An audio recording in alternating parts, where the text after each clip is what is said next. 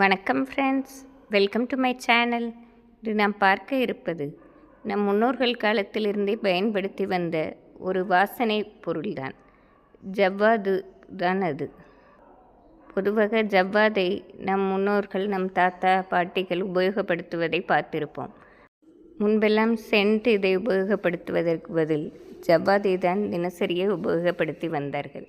அதற்கு ஒரு நேர்மறை ஆற்றல் இருப்பதோடு நாம் வெளியே செல்லும்போது அதை தடவி சென்றோம் என்றால் அந்த வாசனையே நமக்கு தீய சக்திகளை விலக்கப்படுவதாகவும் கூறப்படுகிறது.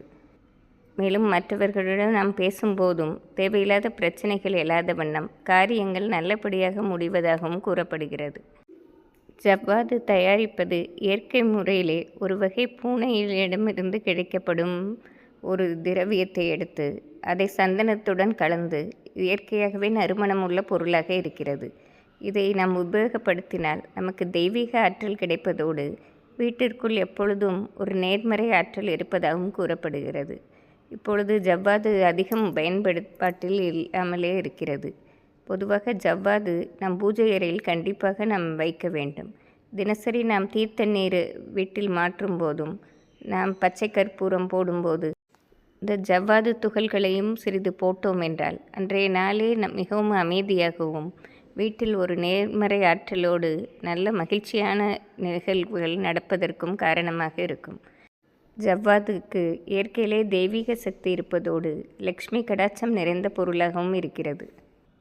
ஜவ்வாதை நாம் பயன்படுத்த நமக்கு வசிய சக்தி அதிகம் ஏற்படும். ஒரு சிலருக்கு தேவையில்லாமல் எரிச்சல், கோபம் வந்து கொண்டே இருக்கும்.